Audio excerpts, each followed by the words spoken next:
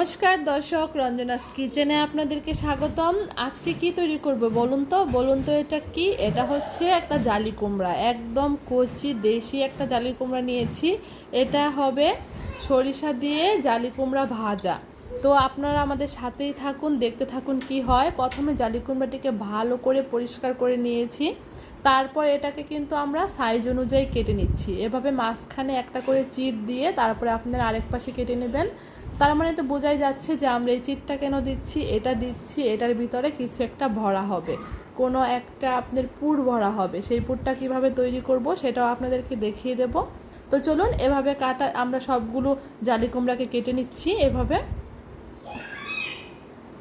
তারপর দেখুন এখানে কিন্তু অনেকগুলো পিস হয়েছে। এখন আমরা এটাকে কি করব, লবণ দিয়ে কিছুক্ষণের জন্য মাখিয়ে রাখবো।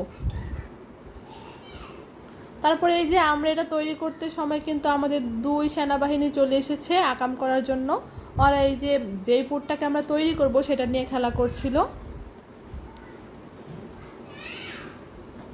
এখানে একটা সরিষার পুর তৈরি হবে, সেই জন্য আমাদের কাঁচা লঙ্কা, পেঁয়াজ এবং সরিষাটাকে ভালো করে বেটে নিতে হবে শিলনোড়ায়।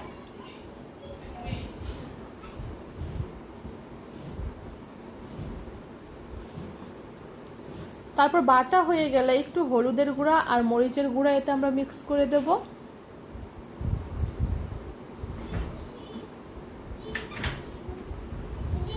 এখন এতে দিয়ে দেব পেঁয়াজ কুচি আর মরিচ কুচি। এটাকে দিয়ে ভালো করে আমরা মেখে নেব চটকে চটকে। এখন মাখা হয়ে গেছে, একটা বাটিতে আমরা তুলে নিচ্ছি। এবার চলুন আমরা দেখি এই জালি কুমড়াটাকে কিছুক্ষণ লবণ দিয়ে মাখানোর পর কিন্তু জালি কুমড়াটা আর একটু সফট হয়ে গিয়েছিল। যেহেতু এটা কচি ছিল, এটা কিন্তু খেতে খুবই ভালো লাগবে। আপনারাও চেষ্টা করবেন এরকম কচি দেখে নেওয়ার। তারপরে একটু হলুদ দিয়ে আমরা জালি কুমড়াটাকে মাখিয়ে নিয়েছিলাম। আর এখন জালি কুমড়াটাকে আমরা ভাজার জন্য একটি ফ্রাই প্যানে তেল দিয়ে দিচ্ছি।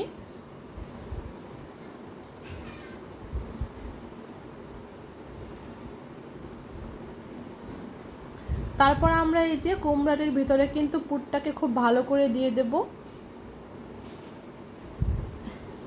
একে একে সবগুলো কুমড়োতে আমরা কিন্তু এই পুরটাকে ভরে দিচ্ছি। তারপর দেখুন সবগুলো এরকম ভরা হয়ে গেলে কি সুন্দর লাগছে।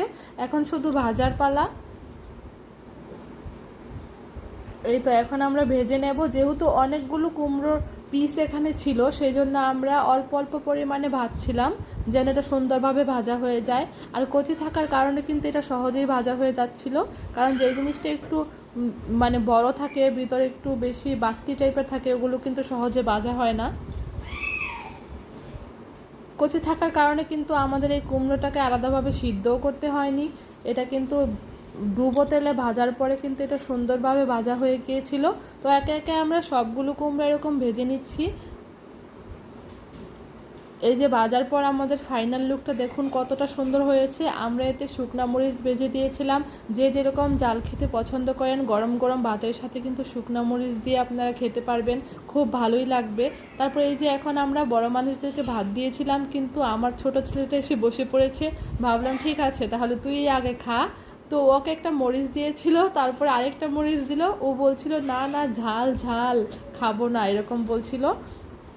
মরিচটা কিন্তু সাইডে সরিয়ে রাখলেও কিন্তু কুমড়ো ভাজাটা ঠিকই খেয়েছিল, আপনারা একটু পরেই দেখতে পাবেন।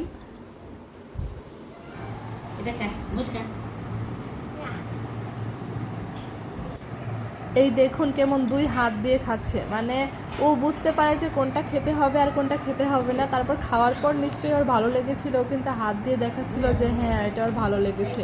মানে ছোট হলেও কিন্তু এটা বুঝে যে খাওয়ার পর কোনো কিছু ভালো হলে এভাবে দেখাতে হয়। ও কিন্তু বারবার এটা খাচ্ছিল।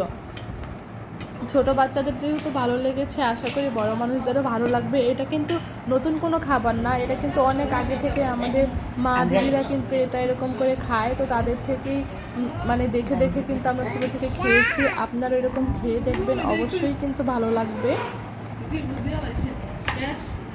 আর গরম ভাতের সাথে কিন্তু গরম গরম এই ভাজাটা খেতে দুর্দান্ত লাগে।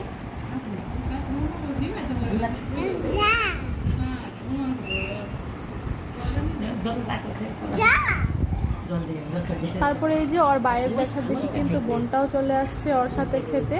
তারপরে ও খাচ্ছিল আর বলছিল যে হ্যাঁ ভালো হয়েছে, হাত দিয়ে কিন্তু দেখাচ্ছিল। তো আপনারাও খাবেন, অবশ্যই জানাবেন খেয়ে মানে কেমন লাগলো। আর অবশ্যই কিন্তু আমাদের পাশে থাকতে হলে আমাদের চ্যানেলটিকে অবশ্যই সাবস্ক্রাইব করে রাখবেন, নতুন নতুন ভিডিও পাবেন।